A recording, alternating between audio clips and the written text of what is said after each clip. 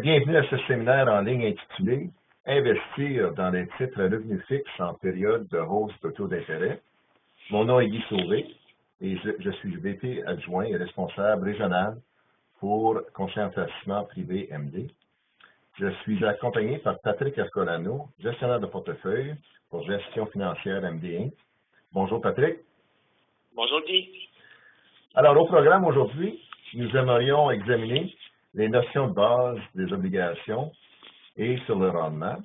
On aimerait aussi discuter des états des marchés obligataires et le pourquoi des obligations, encore et toujours, ont leur place dans un portefeuille diversifié. On aimerait aussi discuter comment dégager des rendements au moyen terme avec des revenus fixes et les moyens déployés par MD pour obtenir un rendement ajusté au risque sur les titres à revenus fixes. Alors, avant de tomber dans notre sujet du jour, quelques mots sur le sujet de notre firme Gestion MD. MD depuis plus de 45 ans, elle a depuis plus de 45 ans pour les médecins et offre une planification financière complète ainsi que des conseils en solutions et en matière de finances.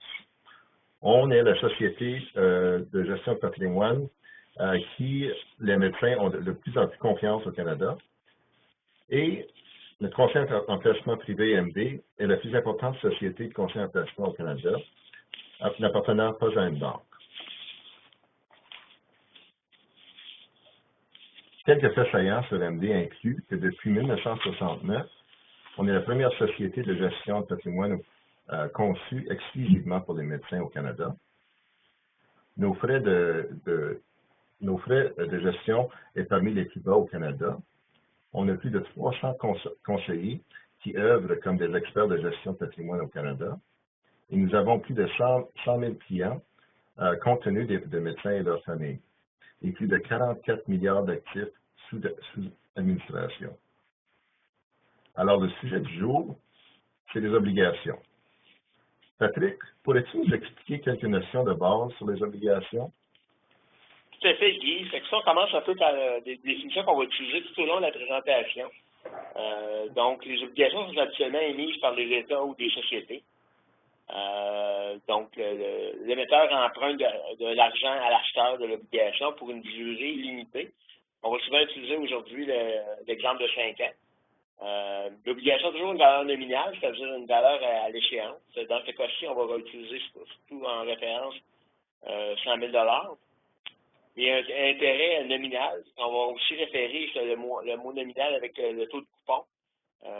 Par exemple, 5 Dans notre exemple, pour simplifier les choses, on va parler d'un coupon annuel, mais habituellement, la réalité dans une obligation, c'est habituellement 2 fois par année. Donc, on va recevoir 2,5 par année pour une obligation qui est un coupon de 5 ans. Pour raison de simplification, on va utiliser un coupon annuel. Et à la fin de l'obligation, à son échéance, l'investisseur va recevoir son montant total. Donc, dans cet exemple, c'est 100 000 $. Excellent. Écoutez, étant donné ton exemple, Patrick, comment on pourrait évaluer une obligation? Donc, il y a des éléments importants qui rentrent en fonction. Les éléments qu'on vient de mentionner ici précédemment sont importants. Donc, il y a toujours le risque de défaillance. Donc, on parle de défaillance minimale, c'est évidemment, par exemple, le gouvernement du Canada, où on va après ça vers les provinces et des corporations de très grande qualité, bien cotées. Il y en a d'autres aussi qui le sont moins, donc on va aller un petit peu plus en détail là-dessus. Mais ces dernières, les moins bien cotées, on va les appeler des obligations à rendement élevé. Comme le nom le dit, c'est parce que les dernières vont avoir un certain risque de paiement. Par contre, va donner un rendement en fonction de ce niveau de risque-là. OK, je comprends. Un rendement un peu plus élevé que dans la majorité des obligations, oui. Alors, pourrais-tu nous expliquer comment calculer le rendement d'une obligation, Patrick? Oui, simplement. Donc, comme je l'ai mentionné, on va utiliser les montants qu'on a parlé précédemment. Donc, lorsqu'une obligation est émise, il y a un certain niveau de coupon qui est décidé. Donc, par exemple, dans cet exemple-là, c'est 5 000 $. Si l'obligation nominale vaut 100 000 $, ça veut dire que notre rendement à l'échéance va être de 5 . Par contre, au cours de ces années-là, on a parlé tantôt de 5 ans d'échéance. Gardons cet exemple-là. Le versement du fonds va rester stable. Donc, à chaque année, on va recevoir 5 000 mais l'obligation, la valeur marchande de l'obligation elle-même peut fluctuer. Par exemple, dans cet exemple-ci, après 6 mois d'avoir émis l'obligation peut se retrouver à 90 000 on va continuer à recevoir un 5 000 de façon annuelle. Donc, le rendement sur l'obligation va être de 5,55 %. Un peu plus intéressant. Tout à fait. Et qu'arrive-t-il quand le rendement d'une obligation, qu'est-ce qui arrive le rendement des obligations quand les taux augmentent ou ils diminuent? Fait que la relation est inverse. Fait que des fois, c'est un petit peu plus complexe au niveau de la logique. Mais c'est vraiment, si les taux d'intérêt augmentent, par exemple, pour la même obligation que tu étais prêt à acheter à donner un rendement de 5 la veille, aujourd'hui, on va avoir un 5 et demi. L'obligation, sa valeur marchande, ça veut dire qu'elle va avoir diminué. Donc, c'est une relation inverse. Quand on parle de taux d'intérêt à la hausse, ça veut dire que votre investissement dans l'obligation a diminué. Donc, dans ces deux exemples-là qu'on voit cette page-ci, c'est les coûts augmentent, les rendements de ton obligation augmentent. Ça veut dire que ton taux de rendement a diminué. C'est un petit peu ce qu'on a connu au cours des 35 dernières années. Le sommet est en 82. On pense qu'on a probablement connu des planchers au cours de l'été passé. Encore là, on ne s'attend pas à des hausses de taux majeures. Mais on a vu certaines situations, des rendements un peu plus difficiles au cours de la dernière année. Exact. On sait quand les clients regardent leurs états de compte, ils regardent surtout la valeur d'une obligation. Comment est-ce que la valeur d'une obligation est affectée quand les taux d'intérêt bougent? C'est ça un petit peu, on a fait un exemple ici. Si les taux d'obligation ont augmenté, donc dans l'exemple qu'on a pris là, c'est plutôt que les taux d'intérêt ont diminué. Donc, ce qui est arrivé, comme on dit, depuis les 30-35 dernières années, la valeur de l'obligation va monter. Donc, votre portefeuille va augmenter de valeur. Plus que, par exemple, le 5 que vous allez acheter de l'obligation. Donc, c'est intéressant pour celui qui possède. Qui possédait hier l'obligation, c'est moins intéressant pour le nouvel acheteur qui, lui, va investir dans les nouvelles obligations. Dans cet exemple-là, l'obligation qui valait 100 000 la veille en vaut 110 000 aujourd'hui. Donc, le nouvel investisseur va seulement avoir un rendement de 4,54 à l'échelle. Excellent, ça. Alors, pourrais-tu nous expliquer un terme qu'on entend fréquemment par rapport aux obligations? C'est le terme de la durée. Oui, tout à fait. Le terme de durée est vraiment une mesure de sensibilité. On utilise ça comme aussi une mesure de risque de l'obligation. C'est un risque vraiment précis par rapport qui est calculé en fonction de la durée restante du portefeuille. Par exemple, si on a une obligation, on parlait un peu plus tôt d'une obligation 5 ans. Donc aujourd'hui, on l'achète dans 5 ans. Notre risque est en fonction de la volatilité des taux d'intérêt à partir d'aujourd'hui, à partir du moment qu'on l'a acheté, mais aussi va être diminué parce qu'il y a des coupons qui vont être versés à chaque année. Donc, plus le coupon est élevé, donc à chaque année, on va devoir réinvestir ce montant-là, plus la durée va être basse. Donc, notre risque par rapport à l'échéance de l'obligation va être diminué. Parce qu'à chaque année, on va recevoir un montant. On parlait d'un montant de 100 000 au début, on va recevoir un coupon de 5 ça veut dire qu'à chaque année, on va avoir 5 000 à réinvestir au taux en vigueur à ce moment-là, dépendamment de l'échéance à laquelle on veut réinvestir. Donc, ça diminue le risque qu'on soit pris dans une obligation qui est une valeur plus basse. Écoute, on est souvent Oh, vas-y, peut-être. Non, juste pour donner un exemple, donc une durée qui est plus élevée, ça veut dire qu'on est plus sensible aux volatilités de taux d'intérêt. On l'a mentionné précédemment, je me répète, mais ça fait 35 ans que les taux d'intérêt diminuent. Dans un environnement comme ça, là, les investisseurs qui ont été le plus favorisés, c'est les investisseurs qui avaient des obligations avec des durées le plus élevées possible. Donc, des obligations 30 ans, 40 ans, et quelques obligations Canada, de temps en temps, le gouvernement fédéral décide d'émettre des obligations de 50 ans, provincial aussi du Québec. Donc, émet des obligations. Quelqu'un qui est investi depuis 10 ans, par exemple, il y a 10 ans, quelqu'un qui a investi dans une obligation 50 ans du gouvernement fédéral, je ne me souviens pas si c'était le cas, je pense que oui, quand il y avait certaines. Cet investisseur-là, évidemment, il a gardé son obligation à ce aujourd'hui. Par alors marchande de son obligation, ça investi 100 000, beaucoup plus que 100 000. Donc, il a été favorisé par le fait que son obligation avait une durée longue. Alors, une longue durée, le plus sensible qu'on est au taux d'intérêt. On est souvent rappelé en ce moment que les marchés des actions touchent leur sommet. Parlez donc de ce qui se passe dans le marché obligataire. C'est comme on a mentionné plusieurs fois, c'est pas juste au Canada, mais aux États-Unis aussi, on avait quand même soutenu des sommets historiques. On parle souvent de taux obligataires assez courte échéance, autour des 18, 19, 20 C'est un environnement qui est assez loin de nous par rapport au rendement qu'on est capable d'avoir aujourd'hui. Mais depuis ce temps-là, on est dans une taux à la baisse. C'est juste que tout récemment que la Réserve fédérale américaine a commencé à augmenter ses taux. Elle l'a fait de façon très, très graduelle il y a un peu plus de 2 ans. Elle a fait une hausse de taux. L'année passée, une autre hausse de taux. Et cette année, à ce stade-ci, on est à 2 hausses de taux. Ce qu'elle a annoncé, sans faire de garantie, c'est qu'elle va en faire une autre. Donc, il y a eu 3 hausses de taux de 25 points de base pour remettre les taux d'intérêt à des niveaux qu'elle considère plus en ligne avec la croissance économique. Effectivement, j'ai une diapo ici des Fed Fund Rates, puis on voit qu'il y a une légère augmentation tout récemment.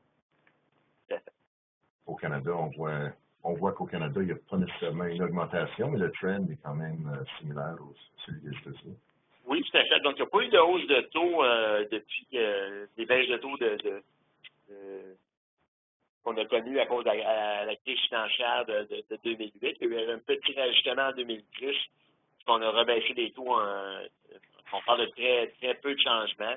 À ce stade-ci, la Banque du Canada est assez claire qu'elle ne s'attendait pas à augmenter ses taux.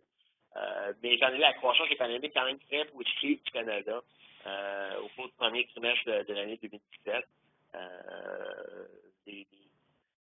le gouvernement de la Banque du Canada est en train de préparer, ce qu'on appelle préparer les marchés à des hausses de taux.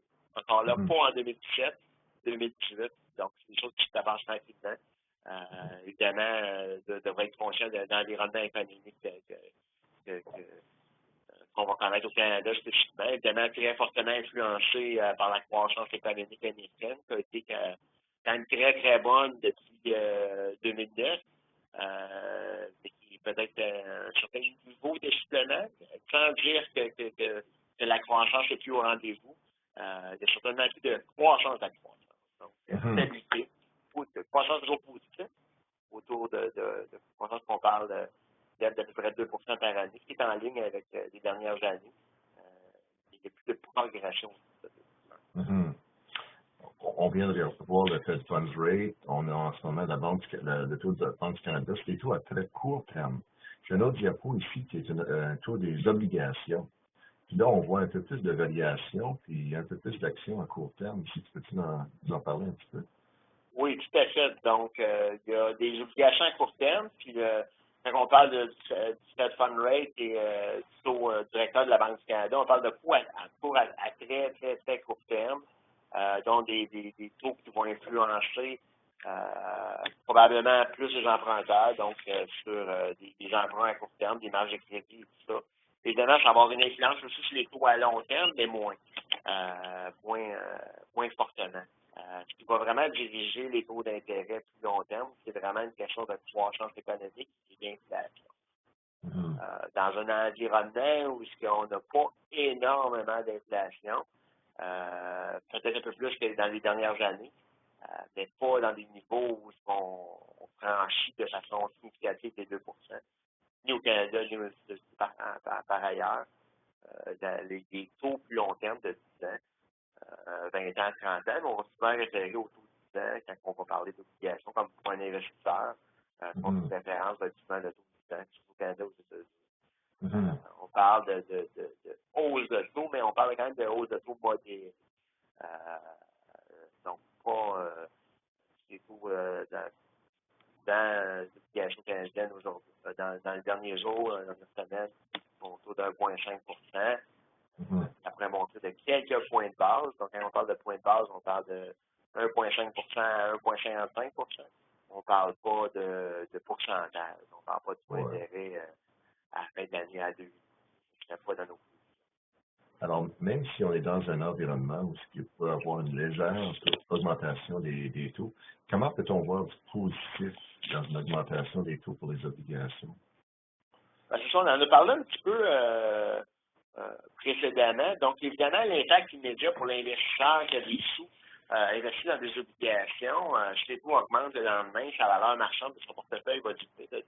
Donc, son fonds, ses actifs, quand un client va recevoir son rapport trimestriel ou mensuel, dépendamment où c'est l'observe sur Internet, va voir que sa valeur marchande va diminuer. Par contre, l'avantage de hausse de taux, c'est un petit peu l'exemple que j'ai mentionné plus tôt, quand on réinvestit notre fonds. Donc, on a parlé de 100 000 on a 100 000 d'échange d'obligations à chaque année. Cette obligation-là va nous verser un fonds qui est déterminé à l'avance lorsque l'achat est fait, de 5 Donc, ce 5 000 $-là, lui, va pouvoir être investi à un taux plus élevé à ce moment-là. Donc, ça va amener le portefeuille total à pas être, avoir un impact quand même un peu moins, dépendamment du niveau du fonds. Donc, la chose intéressante. Puis, à court terme, peut-être un peu plus difficile pour l'investisseur, la hausse de taux. Et à moyen terme, des taux à la hausse, peut avoir un rendement plus important pour le portefeuille. Comme on dit en anglais, du short-term pain pour du long-term gain. Alors, quel impact ça peut avoir sur nos investisseurs MD qui sont en ce moment des solutions d'obligations MD? Le rendement historique annualisé des 3 dernières années pour chaque indice de référence jusqu'en avril 2017 ont quand même été positifs pour les obligations. Donc, les rendements qu'on s'attend, par contre, va être un petit peu plus difficile. Puis on va parler un petit peu plus tard de solutions qu'on a apportées. Donc, comme on le mentionne, quand on a été investi dans des obligations, je n'irai pas en détail sur chacun des rendements, mais juste donner un aperçu. Quand on a des obligations plus court terme, au cours des dernières années, le rendement plus court terme a été de 2,14. À l'autre extrême, les rendements des obligations plus long terme ont été de 7,32. Donc, un rendement très, très intéressant pour les obligations long terme. Évidemment, ces rendements-là étaient dans un contexte où les taux étaient à la baisse. Donc, continuer à investir dans des obligations, on l'a toujours dit, ça fait beaucoup de sens. Mais par contre, les rendements obligataires, lorsqu'on achète une obligation à court terme aujourd'hui, on peut s'attendre à un rendement à l'échéance de 1,28. Par contre, la façon dont on a structuré les portefeuilles chez MD, on a un rendement plus intéressant de 1,65 pour le fonds court terme. Donc, on a trouvé des façons d'investir de façon plus astucieuse pour améliorer le rendement espéré du portefeuille.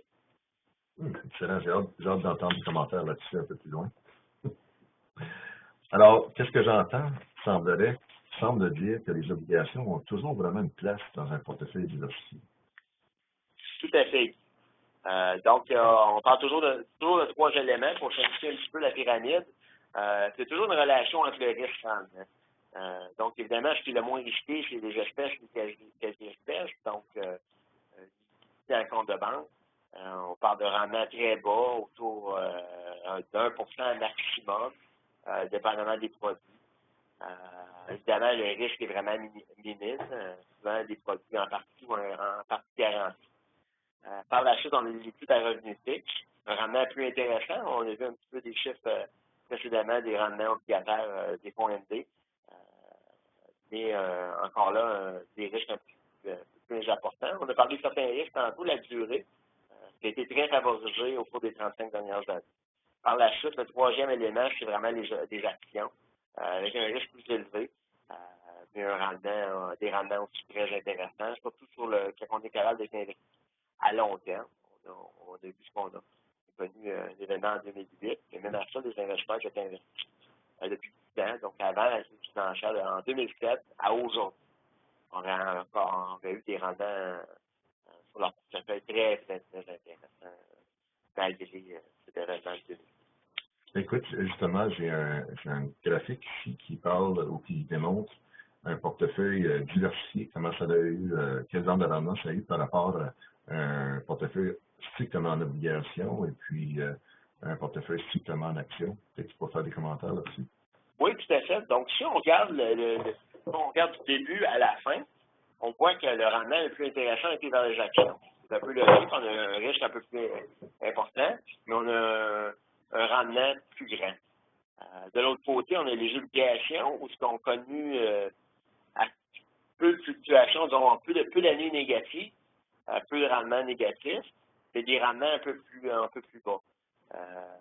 Donc, là, on voit vraiment les extrêmes, comme on l'a mentionné, de fin 2008, début 2009, puisque mars 2009, c'est le bas de la crise financière de 2008. Aussi d'autres événements qui étaient plus reliés à des problèmes de banques européennes. Donc, investir dans des actions, uniquement dans des actions, crée énormément de volatilité. Certains investisseurs sont très à l'aise avec ce genre de risque-là. Tant mieux pour ces investisseurs-là. Les rendements espérés, évidemment, sont plus grands. Par contre, dans un portefeuille balancé, on peut combiner des actions et des obligations en fonction toujours du profil de l'investisseur. On est capable d'avoir un rendement quand même intéressant avec une volatilité réduite. On voit directement sur le graphique en 2009, les nuits ont dû être longues pour un investisseur qui était 100% d'action avec une baisse de taux de 40%. Mais on voit la différence avec le portefeuille diversifié que ce qui a donné. Tout à fait. Mm-hmm. Sur le plan émotionnel, l'investisseur, comment les obligations jouent un rôle important dans le portefeuille? Les obligations jouent vraiment est un élément important parce que ça permet vraiment d'atténuer le risque. Comme on l'a vu vraiment, ça permet de diminuer les fluctuations parce que dans une obligation, ça ne veut pas dire qu'il n'y a jamais de rendement négatif, mais les rendements des obligations ne fluctuent pas aussi fortement que des actions. Donc, il faut toujours avoir un certain détachement versus nos investissements, sachant que c'est quand même important. Puis on a des conseillers à temps plein qui s'occupent de nos clients pour s'assurer de bâtir le portefeuille le plus optimal pour chacun des clients, dépendamment de chacun des besoins. Et évidemment, limiter des décisions, les mauvaises décisions d'investissement pour des moments basés sur des émotions. Tu avais monté le graphique à la page précédente. Je l'ai dit précédemment. Si quelqu'un avait investi en début des années 2007, donc 10 ans aujourd'hui, malgré la crise financière, malgré les événements qui s'est passé il y a 9 ans, les rendements sur les actions ont été très, très, très positifs. L'investisseur qui a perdu de l'argent, c'est l'investisseur qui a agi négativement à ce genre d'événement-là, au lieu de peut-être réinvestir dans des actions ou légèrement diminuer sa pondération en actions de façon tactique comme c'est le rôle chez MJ de le faire. On aurait pris une mauvaise décision de carrément dire je veux plus d'actions et d'arrêter d'investir dans ce genre de placement-là. Donc, encore là, aujourd'hui, on parle plus d'obligations. Donc, c'est moins un impact négatif. Par contre, il faut quand même comprendre qu'il faut que la combinaison des deux actifs est vraiment optimale. Donc, pouvoir être investi en obligations à tout moment, quand même intéressant. Ça ne veut pas dire parce qu'on a connu 35 ans de rendement positif, pas nécessairement chaque année, il y a quand même quelques exceptions, là, des rendements négatifs légers, que ça va continuer. Mais évidemment, c'est très, très fort pour le portefeuille le plus haut possible. Exact. Ça atténue les hauts et les bas de la volatilité. Tout à fait. On parle souvent de l'investisseur moyen. Comment il réagit à la volatilité de l'investisseur moyen? Ben, c'est un petit peu des exemples qu'on parle, historiquement, l'investisseur moyen, malgré que si on est toujours investi dans des obligations, on a des statistiques depuis 1995 à 2014, donc pour 20 ans, le rendement de l'investisseur obligataire a été de 6,20. Encore là, on parle d'une période de taux baissier qui favorise la performance des obligations. Ça serait difficile de voir des rendements obligataires au-dessus des prochaines années. Mais c'est quand même un rendement très positif. L'investisseur qui est tout le temps dans les actions, l'indice de référence qu'on utilise souvent aux États-Unis, c'est le S&P 500.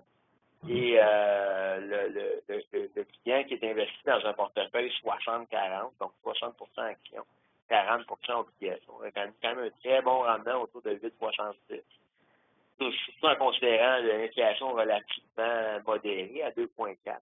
L'investisseur moyen, épargnant moyen, par contre, aurait fait un rendement de seulement 2,5. Donc, c'est-à-dire qu'il laisse les émotions souvent prendre des décisions, puis souvent les mauvaises.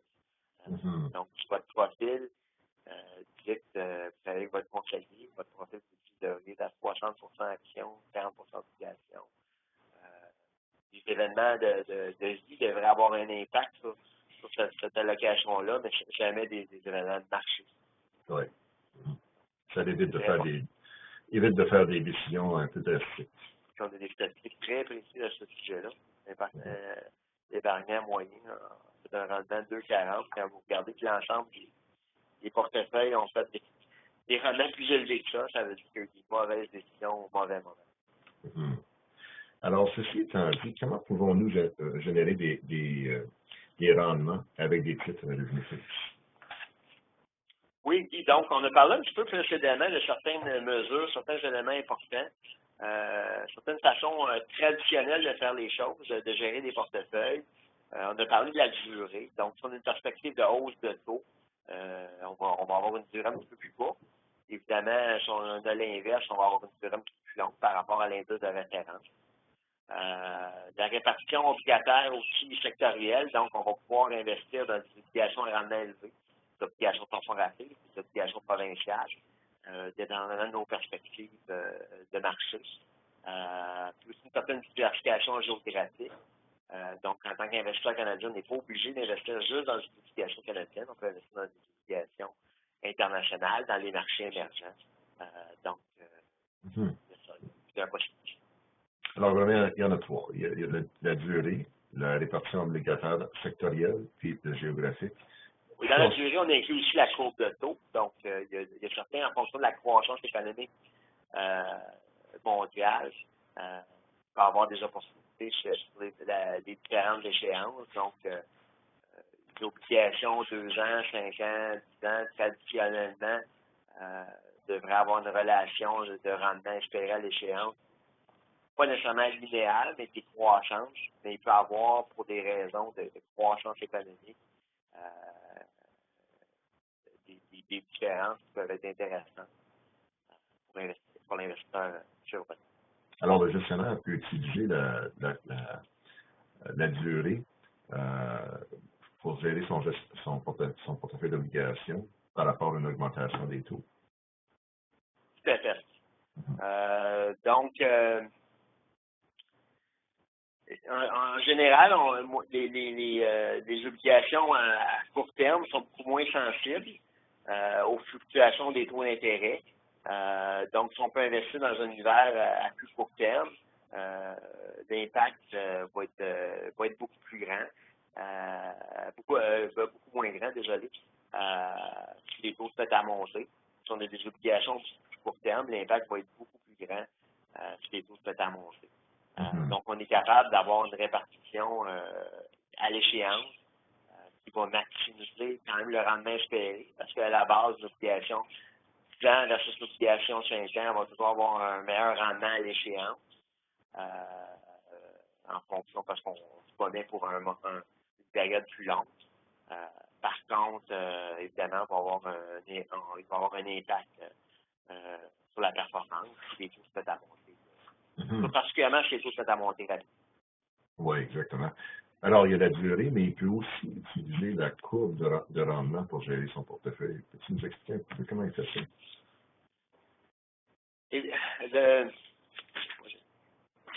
Donc, comme je l'ai mentionné, la courbe de taux traditionnelle, c'est que plus les taux, plus l'obligation est long terme, plus les taux vont être élevés. Mais il peut y avoir des périodes où l'obligation 1 an, 2 ans, 3 ans ou 4 ans peut avoir on peut avoir une courbe de taux, ce qu'on appelle plate, c'est-à-dire que le rendement, il n'y a pas de prime pour le fait que l'obligation est plus longue. À ce moment-là, l'investisseur le gestionnaire de portefeuille peut dire c'est indifférent d'acheter une obligation 1 an ou 4 ans, ou même au contraire, je peux dire j'aime mieux acheter une obligation 1 an parce que je ne reçois pas de prime par rapport à une durée d'obligation plus longue. Donc, favoriser des obligations plus court terme. Bien de l'autre côté, par exemple, dans l'exemple qu'on montre, on voit des obligations beaucoup plus longues, donc 30 ans, avoir une prime plus élevée. Donc, par un exemple, un investisseur pourrait acheter des obligations 1 an et des obligations 30 ans, et créer un portefeuille avec un rendement à l'échéance plus intéressant que l'investisseur qui achèterait de façon dans les mêmes proportions l'ensemble des échéances, donc 1 an, 2 ans, 3 ans, 30 ans. Donc, créer des portefeuilles avec des rendements à l'échéance plus intéressants en regardant la courbe de taux actuelle, en prenant des positions en fonction de ces taux à l'échéance. Tu as parlé tantôt comment on peut utiliser la diversification dans un fonds d'obligation en utilisant différentes catégories de titres revenus fixes. Peux-tu nous parler un peu de ça? Exactement. Donc, il y a deux éléments. Évidemment, il y a le risque de crédit. Donc, investir dans des obligations qui sont des crédits moins bons qu'un gouvernement. Évidemment, un gouvernement a une capacité de taxation puis d'entreprise n'a pas. Donc, pouvoir payer ses obligataires, elle doit générer des profits. Donc, un certain risque, le risque est différent. Donc, de gérer activement le portefeuille quand la prime de crédit est intéressante. Évidemment, peut générer des rendements très, très intéressants pour l'investisseur. Puis d'autres éléments intéressants aussi qu'on a fait, c'est qu'on a fait une étude sur l'impact, par exemple, d'être investi dans des obligations de sociétés à rendement élevé aux États-Unis. Dans un environnement d'hausse de taux, une obligation gouvernementale va invariablement baisser en valeur. Étant donné la différence de rendement espéré vers une obligation fédérale ou gouvernementale versus une obligation de société à rendement élevé, l'investisseur peut quand même s'en tirer avec un rendement positif. Dans ce cas-ci, assez intéressant dans cet exemple de cette position. C'est même dans une période d'augmentation de taux d'intérêt. Tout à fait. Parce que, évidemment, cet investisseur-là va avoir un moins grand impact par rapport à une obligation qui va être absolument plus court terme, mais où que l'investisseur qui investit dans cette obligation-là a un focus beaucoup plus grand vers la cote de crédit que les taux d'intérêt en général. Par exemple, la Fed ou la Banque centrale. Excellent. Comment est-ce qu'MD utilise ces instruments-là dans nos portefeuilles actuels ou dans nos solutions d'obligation? Oui, on a commencé à déployer ça depuis un peu plus d'1 an pour l'ensemble de nos fonds chez MD. Donc, c'est intéressant. On va donner quelques statistiques de rendement à l'échéance. Donc, le mandat canadien donne un rendement de 1,76. Mais avec le mandat opportunistique, donc qui va représenter une partie du portefeuille. On va parler un peu de certaines contraintes qu'on a développées. Le fonds total, lui, peut donner un rendement de 1,98. à l'échéance. Par rapport à un indice de référence qui est à 1,54. Donc, on a quand même une bonne prime pour une obligation.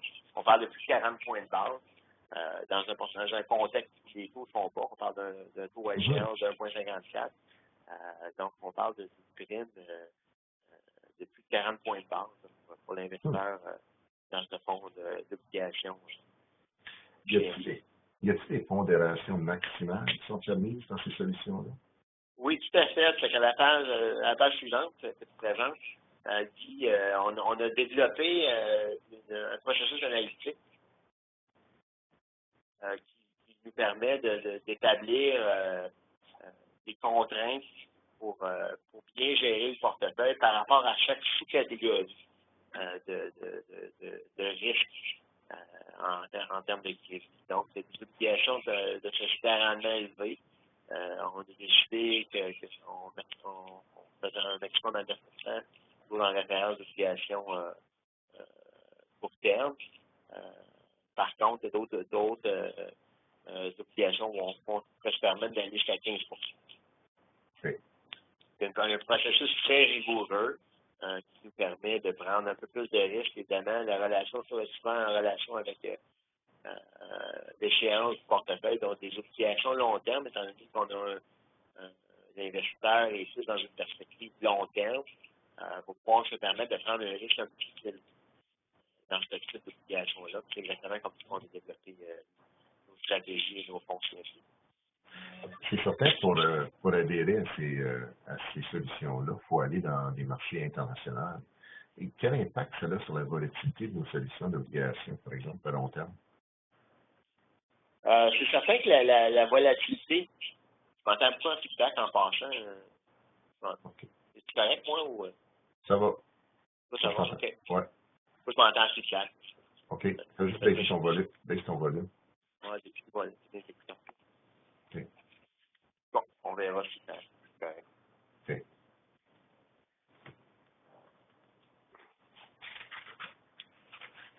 Donc, évidemment, l'introduction de ce genre d'obligation-là a créé une augmentation du niveau de volatilité des portefeuilles traditionnels. Mais par contre, en gérant ça de façon efficace, on peut se permettre, dépendamment du mandat, d'aller jusqu'à 20%. Si on l'introduit de façon raisonnable. À ce moment-ci, on a une pondération récemment. On avait une pondération à peu près de 15%, 14,6 dans cet exemple-là. Donc, on n'est pas au maximum du niveau des risques. Dépendamment des opportunités. Ça permet de mieux gérer l'ensemble des risques du portefeuille. On a parlé des différents éléments, donc la durée, la courbe de taux que je mets ensemble. C'est la façon traditionnelle de gérer les portefeuilles. Après ça, c'est la répartition géographique. On commence à 15% dans un maximum de 20% de ce qu'on appelle opportunité. Donc, ça nous permet d'améliorer le rendement tout en gardant le profil conservateur d'un portefeuille obligatoire. Alors ici, on regarde exclusivement le fonds collectif d'obligations canadiennes dans la gestion privée. J'ai un autre graphique ici qui montre les pondérations maximales dans chacun des solutions MD, c'est-à-dire le fonds d'obligation court terme, obligation MD et les autres fonds collectifs d'MD. Oui, la répartition de l'ensemble des fonds est quand même assez similaire. Toujours une relation avec l'échéance de la durée du portefeuille. Mais encore là, à ce moment-ci, c'est clair qu'on prend à peu près 3/4 du risque qu'on peut se permettre. Toujours en fonction des opportunités qui existent dans les marchés, de nos perspectives de taux d'intérêt et de s'assurer de garder les caractéristiques du portefeuille, donc des portefeuilles obligataires. Oui, c'est dans le fonds collectif de gestion privée où on a plus de marge de manœuvre en ce moment. Je me demande si c'est une raison pour ça ou bien est-ce que c'est... Dans le fond, c'est celui qui a le plus haut l'opportunité, le mandat d'opportunité le plus élevé par rapport au fonds total. Mais pour l'instant, on n'a pas beaucoup de marge de manœuvre dans la gestion privée. Oui, bon, on va vraiment être en fonction, les fonds vont vraiment être gérés selon les différentes caractéristiques précises du fonds. Donc, dans chacun des fonds, il y a certaines opportunités qui existent, d'autres qui n'existent pas, dépendamment de la durée. Donc, on va regarder qu'est-ce qui est mieux pour un portefeuille. Est-ce qu'on doit gérer la durée? Est-ce qu'on doit gérer plus la courbe de taux? Est-ce qu'on doit gérer plus la diversification géographique? Donc, là, c'est à ce moment-là qu'on va terminer la façon de faire. On a regardé jusqu'à date toutes nos solutions d'MD, mais par contre, on n'a jamais parlé des fonds de précision. J'ai un graphique qui parle des fonds de précision. Avec 2 minutes? Oui. OK. Alors, plus précisément, Patrick, comment ces solutions sont utilisées dans nos fonds de précision? Un petit peu dans la même de la même façon, la même logique qu'on déploie. Donc, par exemple, on a pris ici l'actif du portefeuille de revenus équilibrés précision MD au 30 avril. Il y a certainement certains changements qui ont été faits, mais quand même dans la même lignée. Donc, on a encore la capacité d'investir dans ce genre d'obligations et d'avoir une partie opportuniste. Donc, pour encore là, essayer d'améliorer la performance du portefeuille compte tenu de l'environnement de potentiel de hausse de taux. On parle encore de hausse de taux légère. Il y a quelques points de base au cours des dernières années, pas des éléments, pas des pourcentages, donc pas de 1 ou 2 à venir, mais quand même de façon modérée. Donc, ça va nous permettre d'investir une partie dans ce genre de fonds, ce genre d'obligations opportunistes qui donnent des rendements beaucoup plus importants.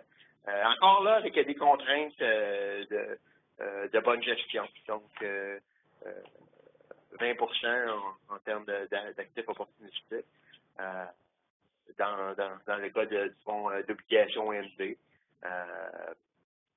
et 15 dans le fonds d'obligation court-terme. Donc, toujours en fonction un peu de la durée, ce qui permet un peu de déterminer le niveau de risque acceptable du portefeuille. OK.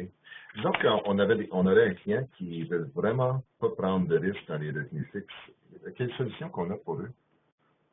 On a un fonds très intéressant qui s'appelle le fonds de revenus stable MD. C'est un fonds qui est vraiment fondé sur l'assurance, donc émis par la société d'assurance IND. Il offre aux épargnants une capacité d'investir dans un portefeuille de moyen ou à long terme, dans un portefeuille assez stable, souple, qualité supérieure, des obligations de qualité supérieure et des placements hypothécaires. L'intérêt s'accumule quotidiennement et est versé à chaque mois à l'épargnant sous forme de part additionnelle. Le revenu n'est pas garanti, donc on ne parle pas d'un produit qui est garanti, mais par rapport à la structure, évidemment, avec la structure de produit d'assurance, donc on parle d'une structure beaucoup plus stable et une répartition prudente. OK. On a vraiment fait un bon survol sur le marché obligataire et puis des solutions obligataires. Patrick, as-tu un dernier mot à donner à nos écouteurs par rapport au marché obligataire? Oui, tout à fait. Donc, c'est important d'avoir un processus, un cadre décisionnel très bien structuré pour pouvoir faire l'investissement qui est le plus opportun pour chacun des investisseurs. On doit être au fait des risques, des potentiels de rendement, souvent pour se préparer pour des environnements qui vont être un peu plus négatifs. On a parlé que les rendements d'obligation ont été très, très positifs au cours des 30 dernières années. Les prochaines années ont certainement pas connaître des rendements aussi spectaculaires. En certaines années, ça approché très, très près de celui des actions. Mais ça fait encore partie des obligations, ça fait encore partie d'un intérêt très important dans la structure d'un portefeuille. Donc, c'est vraiment de bien connaître ces différentes opportunités-là pour être capable d'avoir un portefeuille qui répond bien à nos besoins. Excellent. Patrick, j'aimerais te remercier pour tes très bons conseils, tes très bons commentaires aujourd'hui sur le marché obligataire. Très, très intéressant et très apprécié. Merci beaucoup. Au plaisir. En conclusion, nous aimerions nous rappeler à nos écouteurs qu'à l'aide des fonds de précision MD, nous analysons le travail de gestionnaires de fonds de partout dans le monde et nous faisons notre choix parmi l'élite pour vous conseiller sur un volet précis de votre portefeuille. Précision MD est un processus constant et dynamique qui nous permet d'offrir des services de gestion de placement de calibre mondial. Alors, de la part de Patrick et moi, j'aimerais vous remercier pour votre écoute et merci pour vos questions et à la prochaine.